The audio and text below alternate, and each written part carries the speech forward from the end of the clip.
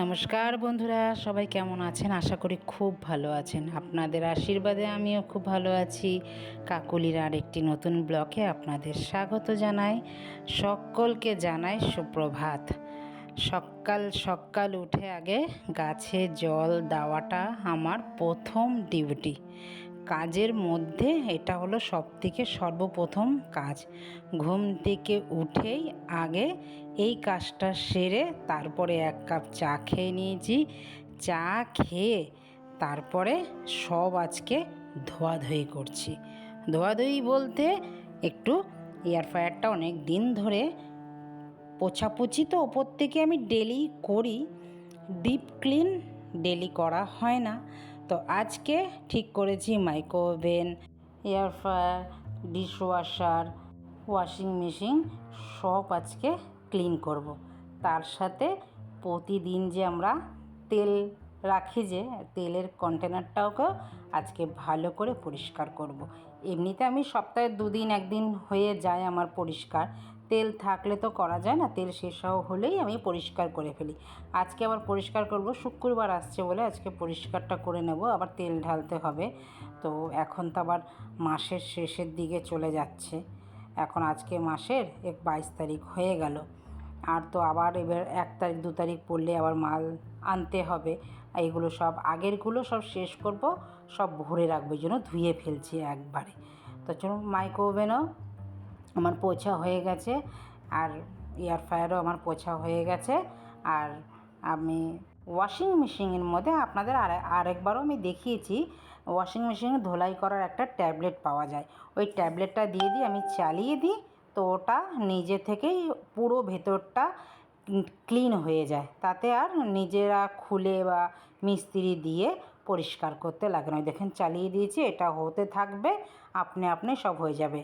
আর ডিশওয়াশারটাও ভালো করে আমি মুছে নিয়েছি। আমার সব এখন রান্নাঘর কিন্তু সব ক্লিন হয়ে গেল একদম। প্রায় লেগে গেল সকাল থেকে 8টা থেকে লেগেছি। আজকে আর তো যেহেতু রাত্রেবেলা না বৃষ্টি পড়েছিল, তো বাগানের গাছের জল আমাকে আজকে সকালে দিতে হয়নি।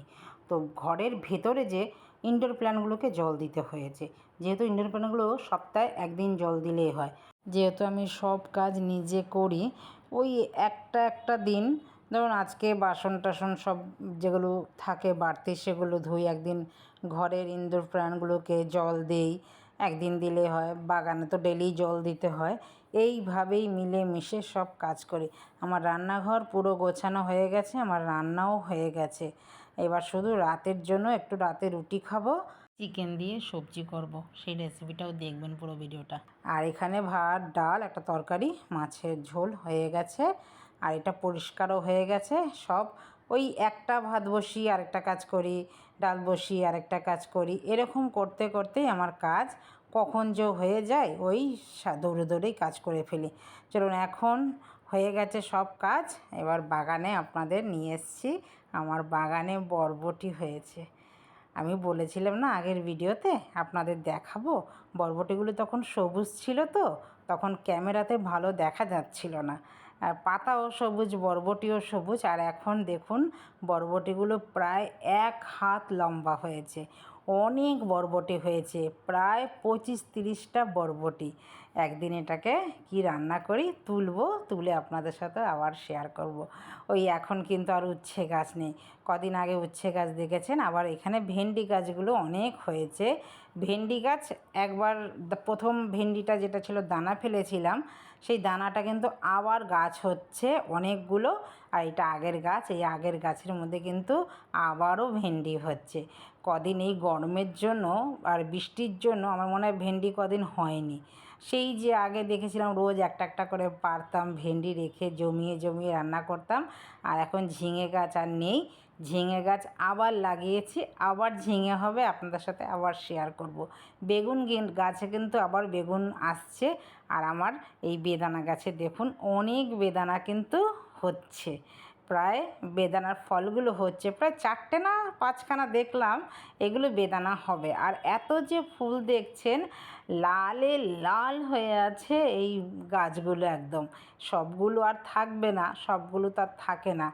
তো বেদানাও কিন্তু হচ্ছে, যেমনি ফুল হচ্ছে তেমনি বেদানা বাগান একদম সবুজে ফুলে ফলে সবজিতে পরিপূর্ণতা পেয়েছে আমার যত্নের জন্য।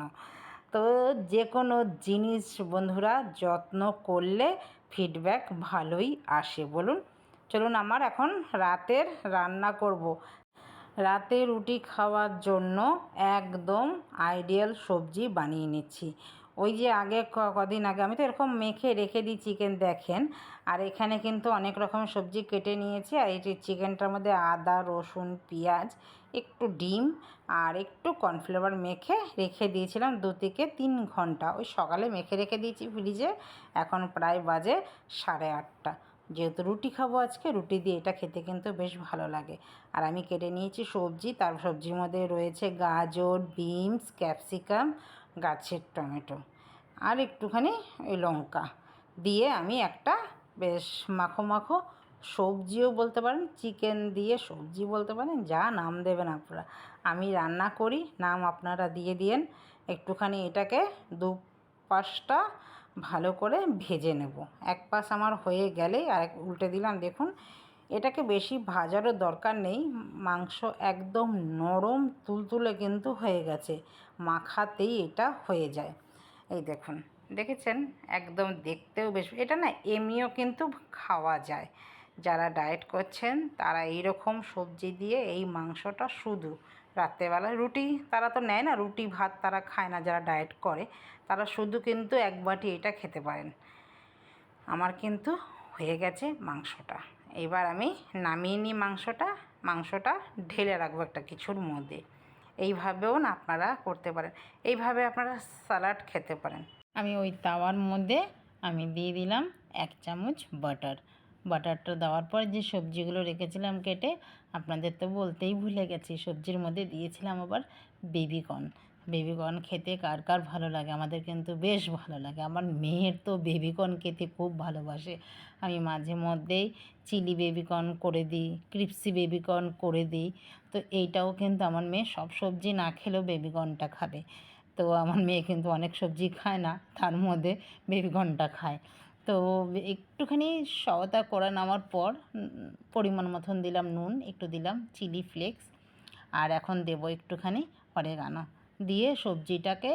কার কার ভিডিওটা দেখে ভালো লাগলো, যদি ভালো লেগে থাকে লাইক কমেন্ট শেয়ার করে চ্যানেলটিকে সাবস্ক্রাইব করে পাশে থাকার অনুরোধ রইল।